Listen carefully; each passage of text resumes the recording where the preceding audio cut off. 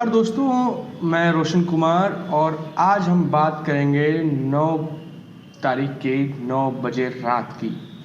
ये बात मैं इसलिए कह रहा हूँ क्योंकि ये जो बात पिछले एक दिन से लगातार वर्ल्ड वाइड ट्रेंड चल रहा था, इस पर हमारी मीडिया ने ध्यान नहीं दिया। ये बात मैं इसलिए कह रहा हूँ क्योंकि जो अखबारों की नींद खोल चुके ये युवा लगातार अपनी आवाज़ उठा रहे थे और 9:09 पर सबको आगाह कर रहे थे कि हम बेरोजगार हैं, हम शिक्षित हैं, हमें रोजगार चाहिए। तो हमारे प्रधानमंत्री सो रहे थे। ये बहुत बड़ी विचित्र स्थिति आ चुकी है, अजीब स्थिति है कि हमारे टीवी के मुख्य धारा के एंकर जो 2 महीने से लगातार कंगना रनावत और रिया चक्रवर्ती के बीच में एक तनाव पैदा करते हैं, रिया चक्रवर्ती को सुशांत से हटा के ड्रग्स तक लेके जाते हैं और कंगना के पर जब आरोप लगता है तो वो छाती तान कर खड़े हो जाते हैं।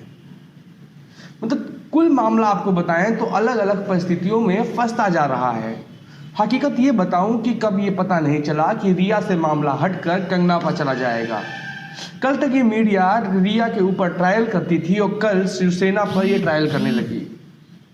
अब देश में विचारों की लड़ाई अधिक महत्वपूर्ण हो गई है। वो महत्वपूर्ण नहीं है कि देश में हो क्या रहा है। जब पूरी दुनिया में 9 बजे 9 पर ये ट्रेंड चल रहा था, उस समय एक मीडिया ऐसी थी जो अपने देश की मेन मुद्दों को छोड़कर टीवी पर कंगना को सजा रही थी और कंगना अपने कंगन खनका रही थी। ये बात मैं इसलिए कह रहा हूँ होशो हवास में क्योंकि लगातार जो तरीके अपनाए जा रहे हैं उसमें गलत और सही का मतभेद पैदा करना बड़ा मुश्किल हो जाएगा। ये बात मैं इसलिए बता रहा हूँ कि लगातार जो घटनाएं बढ़ रही हैं, आपराधिक घटनाएं हो रही हैं, उस पर कंगना के मुद्दों को छोड़कर अगर मीडिया चाहती तो नौजवानों के मुद्दों को उठाती तो शायद सरकार की आंखें खुल पाती। क्योंकि सरकार को ये बात पता है कि जब तक मीडिया में ये बात नहीं आती तब तक उनके राष्ट्रीय प्रवक्ता भी इस पर बयान नहीं देते हैं। तमाम ऐसे लोग जो एंकराएं हैं, वो अंजना ओम कश्यप हो, रोहित सरदाना हो, अमीश देवगन हो, सुधीर चौधरी हो, सब लोग एकजुट होकर कंगना के बचाव में तो आ गए पर युवाओं के मुद्दे को दबा दिया। ये कौन से युवा की बात करते हैं आज तक समझ में नहीं आया। ये उस युवा की बात करते हैं जो युवा आज है नहीं, या उस युवा की बात करते हैं जो फेसबुक व्हाट्सएप पर लगातार नफरत की उन्माद की भाषा बोलता है। ये लोग उस युवा की कभी बात नहीं करेंगे जो रोजगार की, शिक्षा की, स्वास्थ्य की बात करेगा, जो देश हित की बात करेगा। उसको अलग तरीके से वामपंथी विचारधारा से जोड़ दिया जाएगा या फिर एक सेकुलर शब्द का इस्तेमाल बहुत तेजी से होने लगा है।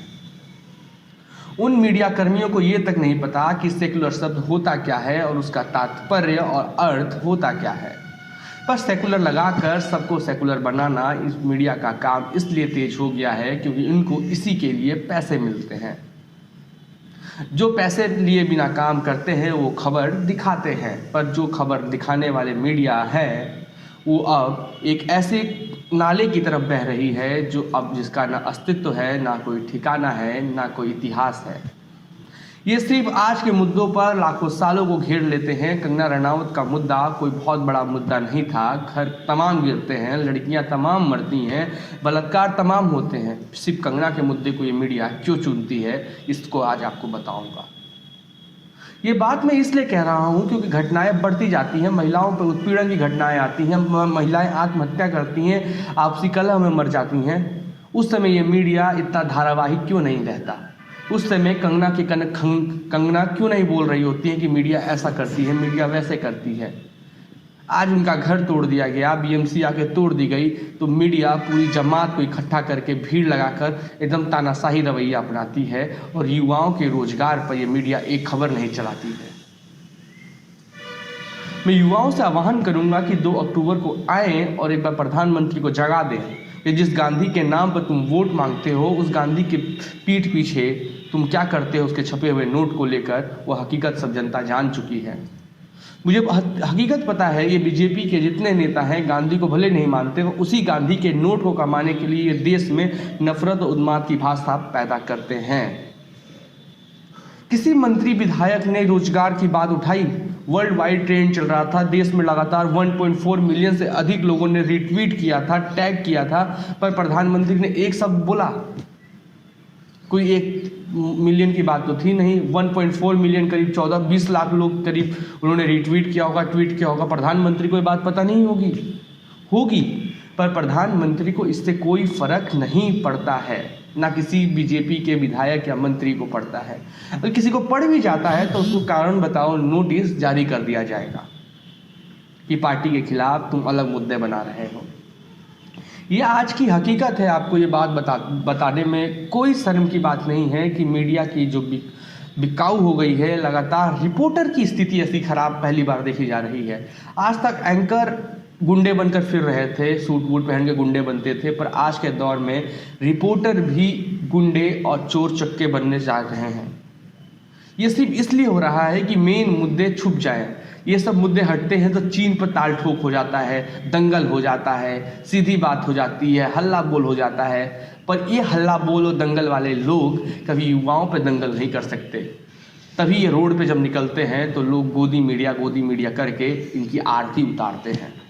हकीकत बता रहा हूँ, मैं किसी की बेइज्जती करने नहीं आया था, ना मैं किसी के ऊपर तंज कसने आया था।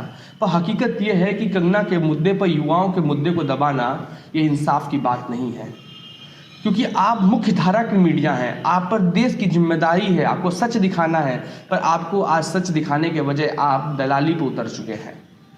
आप निहायती बेशरम बनते जा रहे हैं, और बेशरम इसलिए बन रहे हैं क्योंकि आपके आका जो दिल्ली में राजपथ रोड पर बैठे हैं, उनको अगर बुरा लग गया तो आपकी टीआरपी बंद कर देंगे, आपके ऐड बंद कर देंगे, आपको बुरा दिखा देंगे, आप घसीट लिए जाओगे।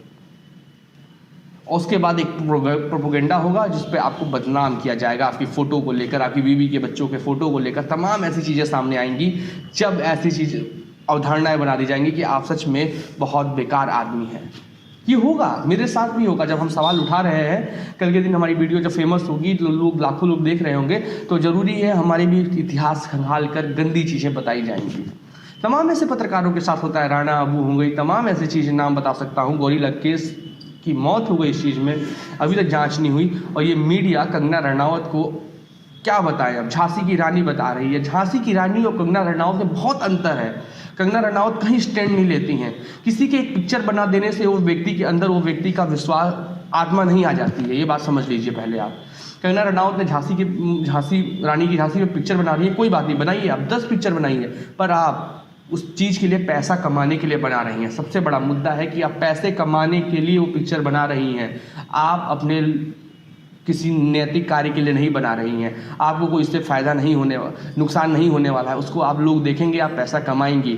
अगर लोग नहीं देखते तो आप वैसी पिक्चरें नहीं बनाती। हकीकत बता रहे हैं। पर आज का टाइम था युवाओं के प्रति मुद्दे को उठाने का, युवाओं का हाथ में हाथ लग कर आवाज़ उठाने का। पर युवाओं की आवाज़ को दबाने वाली ये मीडिया कंगना के खनकने पर तमाम खनक जाती हैं। पर ये मीडिया युवाओं के मुद्दों पर चुप रहने के लिए इसलिए विमर्श है क्योंकि उनको पता है कि Y+ की सिक्योरिटी, Z+ की सिक्योरिटी, तमाम ऐसी सिक्योरिटी हैं नहीं मिलेंगी। बाकायदा FIR होगा, नाम के आगे बिकाऊ लिख दिए जाओगे।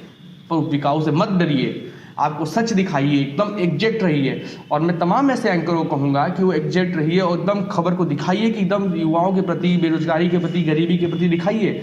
सरकार को बताइए कि आप गलत कर रहे हैं। भले आपको पैसे कम मिलेंगे, आपको दिक्कतें होंगी, पर आप अगर आज दिक्कत सहेंगे तो कल का भविष्य आपका उज्जवल होगा। फिलहाल इस सेगमेंट में इतना ही। आगे भी देश दुनिया की खबर, जो भी मुद्दे होंगे उस पर अपने विचार रखेंगे।